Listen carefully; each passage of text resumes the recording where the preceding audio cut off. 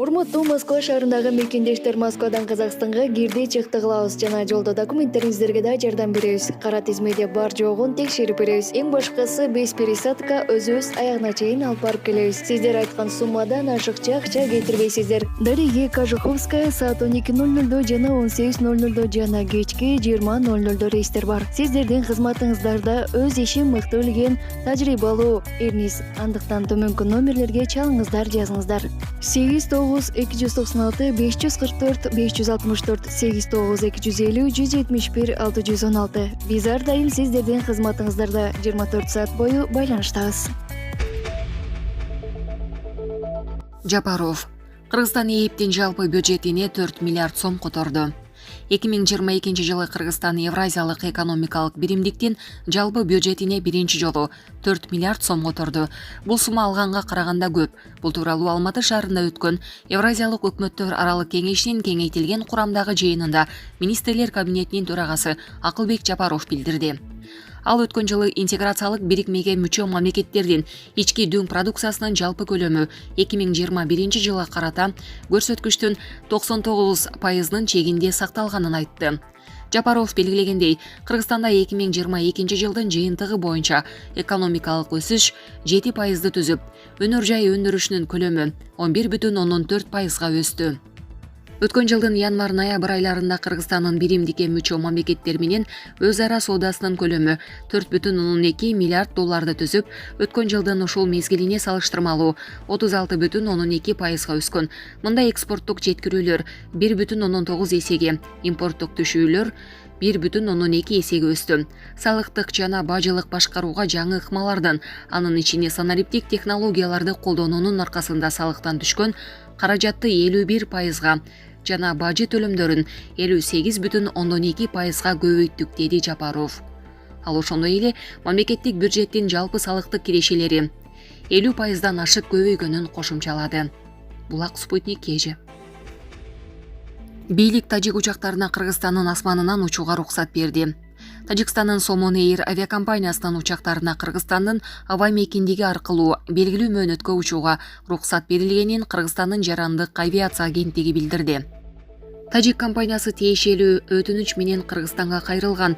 Авиакомпания 5 февралда Душанбе-Новосибирск, Душанбе багыты боюнча бир рейс жана 8 февралдан 21 мартка чейин Душанбе-Үрүмчү, Душанбе багыты боюнча дагы бир нече рейс аткарууга ниеттенүүдө. Каттамдар Boeing 737-800 жана Boeing 737-900 учактары менен аткарылат. Булак Спутник KG.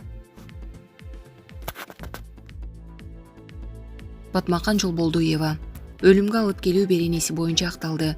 Журналист Арзыгүл Галымбетованын өлүмүнө шектелген блогер Батмакан Жолболдуева этиятсыздыктан өлүмгө алып келүү беренеси боюнча акталды. Мындай чечимди Баткен райондук соту чыгарды.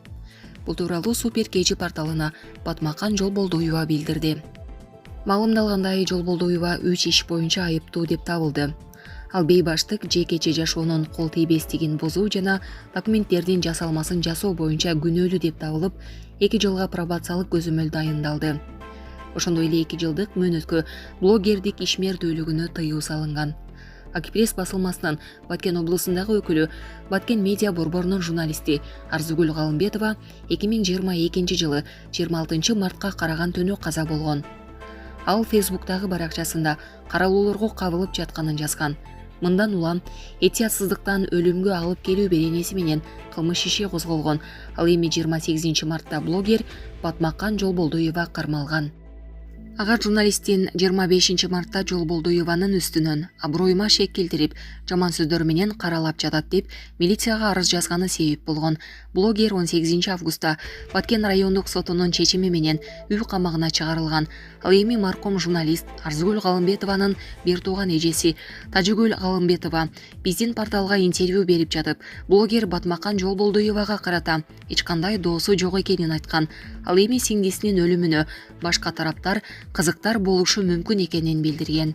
Булак Супер KG. Өзбекстан педофилдерге химиялык кастрацияны киргизүүнү сунуштады. Юксалиш жалпы улуттук кыймылынын жетекчиси Бабур Бекмурадов Өзбекстанда педофилдерге жазаны каталдаштыруу, анын ичинде мажбурлап химиялык кастрациялоону киргизүү керектигин айтты. Бул тууралуу подробно УЗ билдирди. Ал мындай билдирүүнү Ташкентте 29 жаштагы жигит 12 жаштагы кызды зордуктап өлтүргөн резонанстуу окуянын фонуна билдирди. Педофилия жана сексуалдык мүнөздөгү кылмыштар эң катаал түрдө жазаланышы керек. Жазанын кошумча түрлөрүн киргизүү керек. Педофилия жөн эле кылмыш эмес. Бул оорулардын эл аралык классификациясына кирген оор психикалык бузулуу.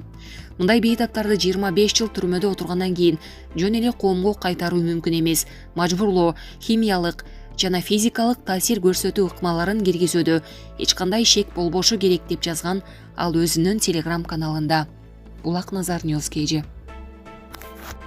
Умдем клиникасы тиш ооруларын дарылоо жана тиш салуу кызматын көрсөтөт. Стоматология заманбап техникалык каражаттар жана материалдар менен камсыздалган. Жогорку даражадагы стоматологдор өз ишинин сапатына кепилдик беришет жана төмөндөгү кызмат көрсөтөт. Хирургиялык стоматология, тиштерди реставрация кылабыз. Кандай гана оор абалдагы тиш болсо да оорутпай алып салабыз. Жулабыз. Тиштерди кесипкөй чеберчиликте гигиеналык тазалоодон өткөрөбүз. Брекет системабыз да бар. Тиштерди имплантациялайбыз. Которобуз, протездөө, металлокерамика, цирконий, алтын жана башка түрлөрдү колдонуу менен сиз каалаган сапатта тиштериңиздерди оңдоп түзөп, салып жана тазалап беребиз. Көңүл буруңуздар, биздин жайкы жеңилдетүүдөн пайдаланыңыздар. Эгер сиз алдын ала жазылып келсеңиз, сизге 500 рубль арзандатуу каралган. Шашылыңыздар, биз сиздерди күтөбүз. Биздин дарек Москва шаары, метро Нахимовский проспект, Сибашская көчөсү 7, корпус 2, метрого жакын жайгашкан. 5 мүнөт гана жөө басасыз. Байланыш номеру +7 925 103 22 77. Такыр жинди болуп калды. Зеленскийдин Украина тууралуу сөздөрү немистерди. Германиянын Die Welt басылмасынын окурмандары Украинанын президенти Владимир Зеленскийдин видео кайрылуусунда сүйлөгөн сөзүн катуу сынга алышты. Биз евро биримдиктин мүчөлөрү катары сүйлөшүп жатабыз деген Зеленский. Порталдын колдонуучулары бул билдирүүгө таң калып, айрымдары Зеленскийдин акыл эси жайында экенинен чектеништи. Азыр ал акылынан таптакыр ажырап калды. Украина жакынкы келечекте ЭЭПке да НАТОго да кирбейт деп нааразы Волканг 5 аттуу окурман. Ал эмне чегип алды болду экен деп сурады Сейлор. Анын кодулдугу кайра ойгонуп жатат деди Стефен. Алардын евро биримдиктен башка бардык жерде орду бар. Украина ондогон жылдар бою түпсүз, чуңкур болуп кала турган дагы бир өлкө деп ачууланды Дералты. Ал чындап эле текебер, анын өлкөсүнө эпте такыр орун жок деп жазган Соня. Белгилей кетсек, өткөн жылдын февраль айынын аягында Владимир Зеленский Украинанын евро биримдикке кошулуусу боюнча арызга кол коюп, июнь айында ага жана Молдовага кирүү үчүн талапкер статусу берилген. Ошол эле учурда эки өлкө дагы көптөгөн шарттарды аткарып, масштабтуу реформаларды жүргүзүүсү зарыл. Талапкер статусун алуу евро биримдикке кирүү үчүн узак жолдун башталышы гана. Алсак Туркия 1999 жылы, Түндүк Македония 2005 жылы, Черногория 2010 жылы, Сербия 2012 жылы талапкер болгон. Акыркы жолу евро биримдик 2013 жылы кеңейип, ага Хорватия кабыл алынган. Анын кирүү процесси 10 жылга созулган. Булак Назар Ньюс KG. Майнап чыкпайт. АКШнын Киевке ракка атылчу бомба берүү чечимине Россиянын жообу. АКШнын Киевке кубаттуу курал жарак бериши жаңжалды атайлап күчөтүү аракети. Бул тууралуу Россиянын элчиси Анатолий Антонов Вашингтондун Украинага ракка атылуучу CLCDB бомбаларын берүү чечими боюнча пикирин билдирип жатып айтканын РИА Новости агенттиги жазды. АКШ жума күнү Украинага 2,2 миллиард долларлык аскердик жардам топтому бөлүнгөнүн жарсалган. Анда абадан коргонуучу каражаттар, Химарс үчүн узакка жүрүүчү ракеталар жана JLCDB снаряддары бар. Пентагон бул куралдарды Киев Крымга сокку жасоодо колдонуу мүмкүнчүлүктөрүн карап көрөт деп билдирген. Антонов Россиянын жеңилиши үчүн Вашингтон мындай аракеттерге чек койбой турганын белгилеген. Киевке улам кубаттуу куралдарды берүүнүн артында АКШнын жаңжалды күчөтүү максаты турат. Администрация Украинанын картасына баарын киргизди. Жеке эл аралык аброюн, америкалык салык төлөөчүлөрдүн акчасын жана Украин аскерлеринин өмүрүн берди. жашоочулардын ыктыяры менен Россиянын курамына кирген бардык жерлер биздин мекенибиз, аны биз болгон күчүбүз менен коргойбуз. Россияга зыян алып келебиз деген аракеттерден эч бир майнап чыкпайт деген дипломат. Ал АКШ жагдайды канчалык эрте түшүнсө, жаңжал ошончолук эрте бүтөрүн кошумчалаган. JLCDB чакан диаметрлүү жерге ылайыкталган бомба. Анда снарядка ракетанын кыймылдаткычы кошулуп, HIMARS менен биргеликте колдонууга шартталган. JLCDB бомбаларын Boeing жана Saab компаниялары биргеликте чыгарып, Saab мындай таамай башкарылуучу куралдар 150 чакырым аралыкка чейин жетерин билдирген. Россия өткөн жылдын 24 февралында Украинага тайын операциясын баштаган болчу. Президент Владимир Путин анын максатын 8 жылдан бери Киевтик режим тарабынан геноцидке жана мазактоого кабылган элди коргоо деп атаган.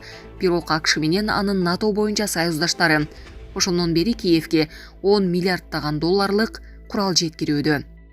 Россия батыш тараптын Украинаны куралдандыруусу орус-украин сүйлөшүүлөрүнүн ийгиликтүү болушуна өбөлгө боло албашын жана мында негативдүү жыйынтык чыгышы мүмкүн экендигин, Украинага берилген ар бир курал Россия үчүн мыйзамдуу бута болорун айтып келет.